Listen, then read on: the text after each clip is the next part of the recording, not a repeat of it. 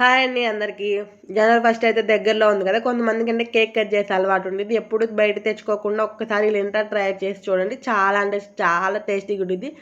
No maida, no sugar, no artificial colours లేకుండా ఇంట్లోనే సింపుల్గా ఇంట్లో ఉన్న వాటితోనే ఎలా చేసుకోవాలి ఏంటి అనేది ఇప్పుడు నేను చూపిస్తాను. చూడండి ఎంత స్పాంజీగా ఉంది కేక్ అయితే. ఫస్ట్ అయితే ఒక బౌల్ ఆఫ్ గోధుమ పిండి అయితే తీసుకోండి. మీ గోధుమ పిండి ప్లేస్లో మైదా పిండి అయినా వేస్ట్ చేసుకోవచ్చు. ఓ 2 స్పూన్ ఆఫ్ బేకింగ్ పౌడర్, ఒక స్పూన్ బేకింగ్ సోడా వేసుకొని కంపల్సరీగా జల్లించుకోండి. అదైతే మస్ట్ అనమాట. జల్లించుకోకపోతే మీకు కేక్ పర్ఫెక్ట్గా అయితే రాదండి. సో జల్లించుకొని అయితే దీని మొత్తాన్ని మనం అయితే పక్కన పెట్టేసుకోవాలి. ఇప్పుడు టూటీ ఫ్రూటీకి అయితే డస్టింగ్ చేద్దాము. సో డస్టింగ్ ఎందుకు అంటే మనం కేక్లో వేసినప్పుడు ఏంటంటే ఇండివిజువల్గా కేక్ అంతా ఉంటాయి, లేదంటే అవి కొంచెం స్టిక్కీగా ఉంటాయి కాబట్టి ఒక దగ్గరే ఉండిపోతాయి. సో డస్టింగ్ కూడా అయిపోయినాక ఒక మిక్సీ జార్ తీసుకొని దాంట్లో ఎగ్స్ అయితే వేసుకోవాలి.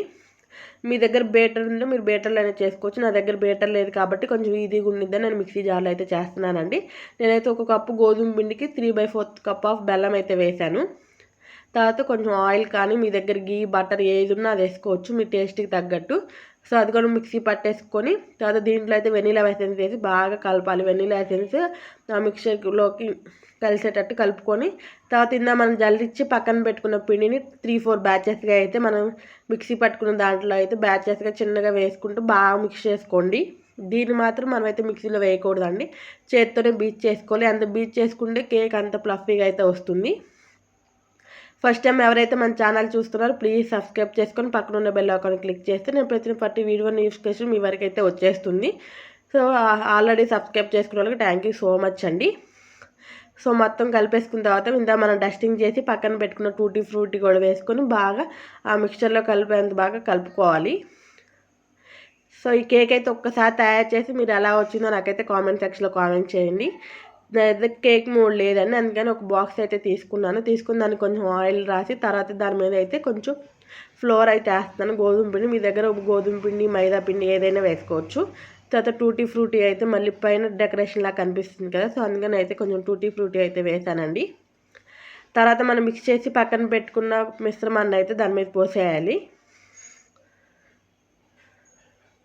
సో పోసిన తర్వాత ఒక బాక్స్ని ఒక 2 to 3 టైమ్స్ అయితే ఇలా కొట్టాలి, ఎందుకంటే ఏదన్నా అక్కడ ఎయిర్ బబుల్స్ ఉంటే మాత్రం అవి క్లియర్ అవుతాయి అనమాట. నేనైతే ఇక్కడ ఇడ్లీ కుక్ చేసే స్టీమర్లు అయితే చేస్తున్నాను, కానీ ఇక్కడ నేను ఒక పొరపాటు చేశాను అనమాట. సో దానివల్ల ఏంటంటే నేను తర్వాత అయితే వెజల్ మార్చేశాను. సో ఇక్కడ మీకు చూడండి, మీకు నైఫ్తో కానీ దేంతో అన్నీ ఇలా గుచ్చితే మనకి స్పూన్కి ఏం అంటకుండా వస్తే మీ కేక్ కరెక్ట్గా బేక్ అయినట్టు. నాకు అరౌండ్ 40-45 మినిట్స్ అయితే పట్టింది. సో దాన్ని తీసి పక్కన పెట్టి ఒక 10 మినిట్స్ తర్వాత దీన్ని అయితే డీమోల్డ్ అయితే చేసుకోవాలి. ఒకసారి అడ్జస్ట్ ఇలా అయితే మనం చాక్తో కానీ ఏదైనా స్పూన్తో కానీ కదిలిచ్చి ఒక ప్లేట్లోకి అయితే ట్రాన్స్ఫర్ చేసుకోవటం ఏంటండి. చూడండి ఎంత ఫ్లఫీగా ఉందో కేక్. ఒకసారి మీకు నేను ఇప్పుడు కట్ చేసుకొని చూపిస్తాను చూడండి. చాలా టేస్టీగా ఉంది అనమాట. మా బాబుకి అయితే చాలా నచ్చింది. ఎప్పుడు తెచ్చుకునే బయట ఆర్టిఫిషియల్ కలర్స్లో కాకుండా ఒక్కసారి ఇంట్లో తయారు చేసి చూడండి.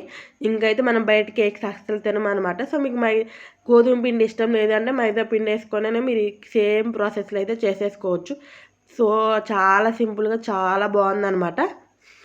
సో మన ఛానల్ అయితే ఇలాంటి రెసిపీస్ కొన్ని అయితే నేను ఆల్రెడీ అప్లోడ్ చేశానండి. ఒకసారి చెక్ చేసి నచ్చితే మీరైతే ఛానల్ని సబ్స్క్రైబ్ చేసుకోండి. సో సబ్స్క్రైబ్ చేసుకోవటం వల్ల ఏంటంటే నాకైతే కొంచెం బూస్టింగ్గా ఉండిద్ది.